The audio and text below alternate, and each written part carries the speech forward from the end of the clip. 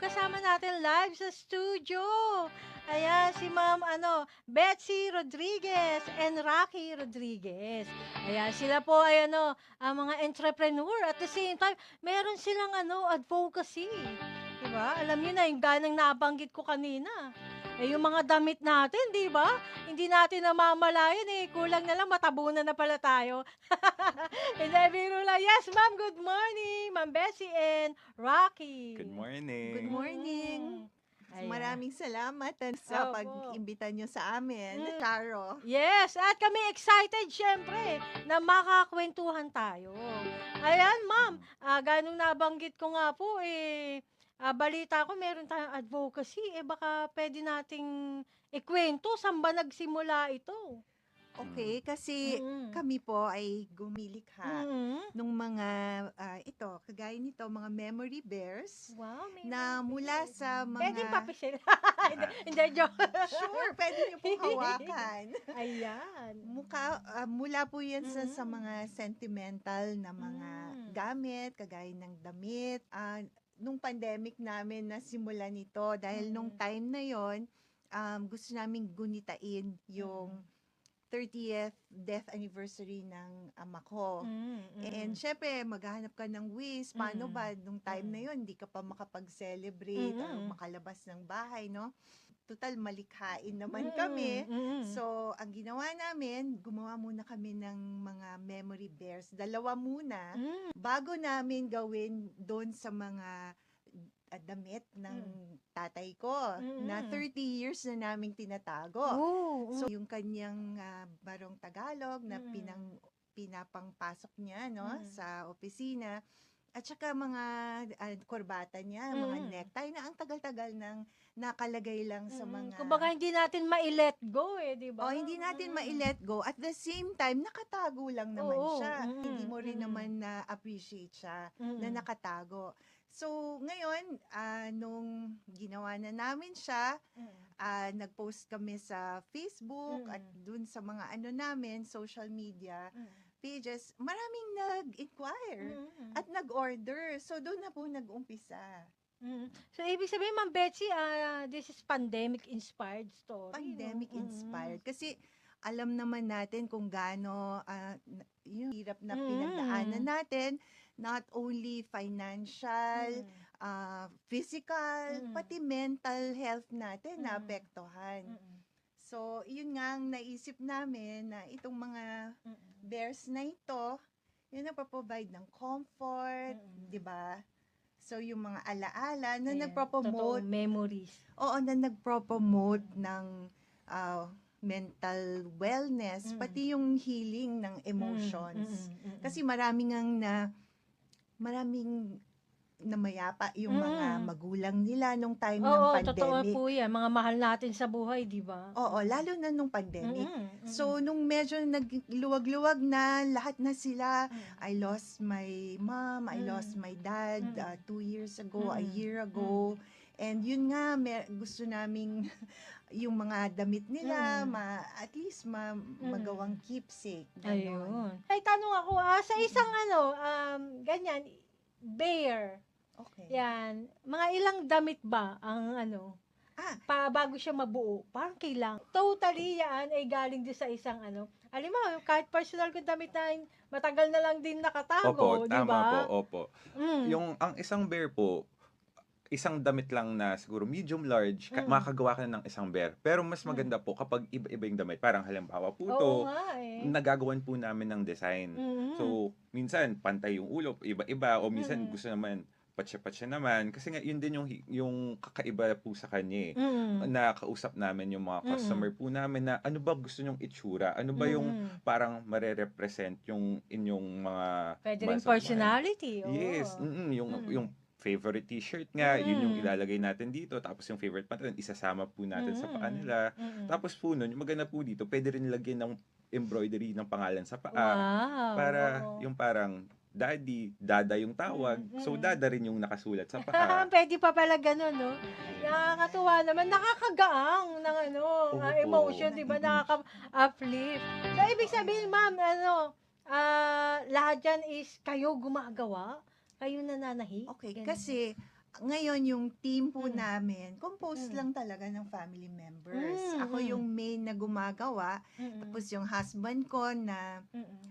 nasa textile business, siya Mm. nagsosource ng mga kagamitan, kagaya ng mga Mm. sinulid, yung Mm. stuffing. Tapos yung anak ko naman, ito, Mm. panganay ko to si Mm. Rocky, Mm. na nag-graduate siya from DLSU and Mm. master siya sa AIM. At Mm. ngayon, nagtatrabaho siya sa isang Mm. yung e-commerce Mm. operations sa one of the biggest Mm. dito sa Southeast Asia. Mm. Siya naman yung nag-design ng aming accounting and Mm. monitoring, tapos siya yung sa ads, marketing. Mm. Kaya, very important kasi yun Mm. para makilala yung product. Mm. Tapos yung bunso ko naman na nag-graduate sa Mm. Ateneo at ngayon ay nasa isang multinational na FMCG company. Siya naman yung nag-set up ng mga Facebook and basta social media pages. At yun, nagpo-promote din siya ng products. Kasi medyo dumadami na yung order. So medyo naghahanap na rin kami ng mga skilled na mananahi, no? Na meron talagang interest sa paggawa ng ganito. Gugugulan talaga ng oras. Puso, di ba? Totoo yan, puso. Oo, Gusto puso. ko yung nabagit yung puso kasi halimbawa, hindi ko ma-let go kasi bigay ni ano. Di ba? May mga paghuhugutan tayo. Mm. Pero kahit hindi gusto ko pa rin itabi yung magandang memory, di ba? Yan. At saka ang hirap lang dito, kailangan maingat ka dahil mga Totoo po cherished yan. na mga clothes ito. Pag meron kang madami, wala nang kapalit. So, Oo, yung isa pala yung lang. challenge dun Yun no? ang challenge Kasi doon. naka-attach nga naman ng memory doon sa bagay na nakakala lang natin hindi natin pwede rin i-take for granted kasi napaka-special para doon sa tao na yun. Definitely. Yung pinagkakatiwala nila sa'yo. Pero may tanong, mami, meron bang specific na tela na baka hindi kasi pwedeng akma, di ba? Para gawing Okay. yan, bear. So Teddy far bear. naman po, pwede kaming denims, pwede kaming blankets, even mga towelette, yung mga sa mga pets, gumagawa rin kami para dun sa mga fur babies. So yung mga damit nila ng mga kanilang pets, pinapadala rin sa amin. So far yung material parang okay pa naman. Wag lang yung masyadong thick or yung sobrang parang carpet na. Oh, So, yun. Medyo totoo nga, may mahirap mga na. sensitive na tela, yung parang chiffon style ba yun? Opo. Oo, yung Opo. parang konti lang Oo, sira na. sobrang see-through. Pero meron din naman kaming mga lining na nilalagay.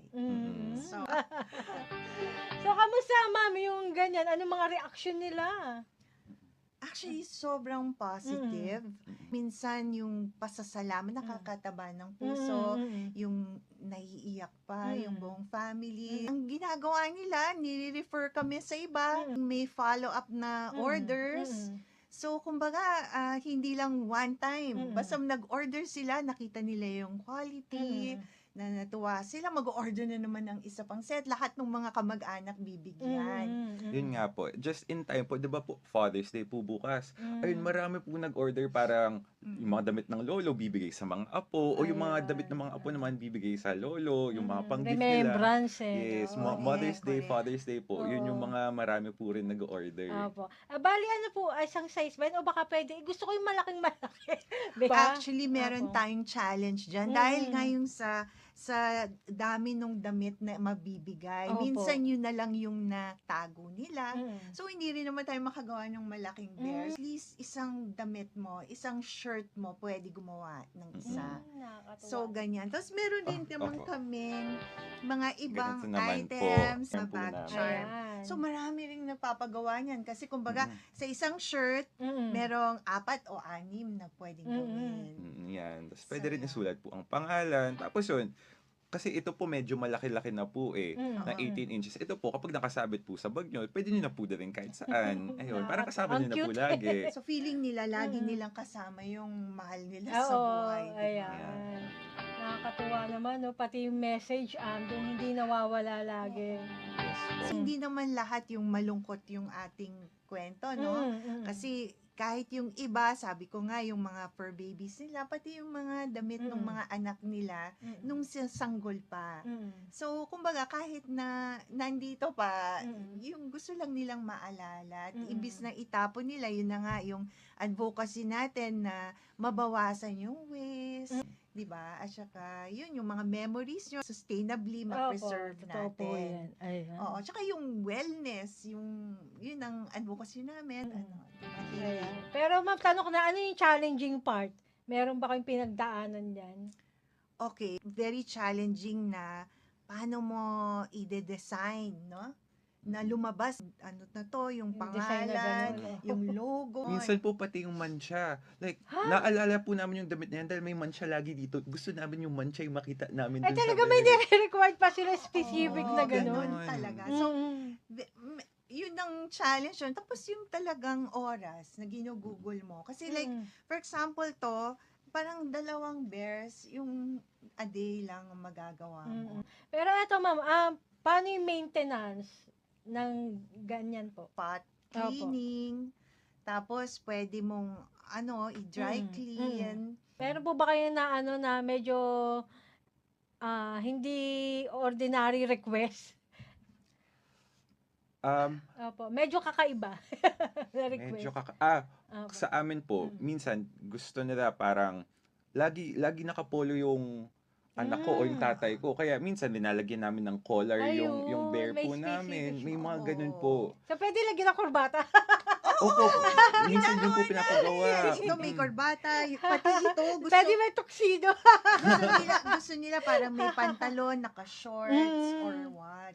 Yung mga may specs sila na May special na request specific. po. Ayan. So, what makes you, ma'am, happy? Anong fulfillment natin sa ganyan pong Hindi, of course, task? parang Opo. nagiging kasi we work closely with our clients na para yung mga gusto nilang mga detalye lumabas. So, parang yung personal journey na rin Kasi parang nakikinig kami sa kanilang mga pinagdaanan, naintindihan, naunawaan namin yung mga kalungkutan nila. And then, mga detalye, pinapalabas namin dun sa bear.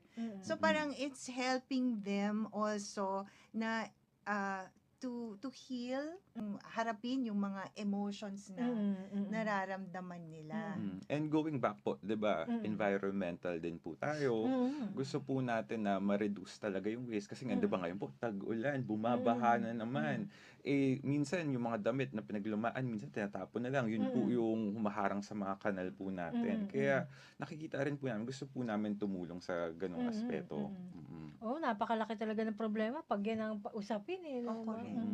Ayan, ma'am, gusto pa namin makapagkwento sa inyo pero ginapos tayo ng oras. Ayan, baka saan po ba nila? Kung meron tanong ang ating mga ka-shoppers, saan po kayo pwedeng makita? Ayan, mahanap. Well, nasa Facebook kami at saka sa Instagram. So, kung gusto nilang mag-search lang sila nung Memory Bears. Yes, Memory Bears lalabas na naman po. Ayan. Lalabas kami. Kasi kami yung parang Una sa Pilipinas po. Oo nga, ngayon ko lang narinig to. 1 p.m. away lang si Ma'am Betsy tsaka si Sir Rocky. yes. Ayan. correct. Baka meron po rin kayong gustong batiin, pasalamatan, ma'am. Nasa inyong hapag. Ayan. Well, batiin namin yung yung aking husband, si Opo, Randy. advance Happy Father's Day, Dad. Happy Father's Day. And then yung mga yung mga nagtumatangkilik sa aming produkto, maraming salamat. Ayan. Maraming salamat rin po sa pagbisita. Maraming salamat, Ayan Ma'am po. Charo. Opo, happy weekend Thank po. you po. O, dyan Happy lamang weekend. kayo ha. Manatiling nakatutok sa Shopper's Talk. Magpapaalala po ang aming himpilan.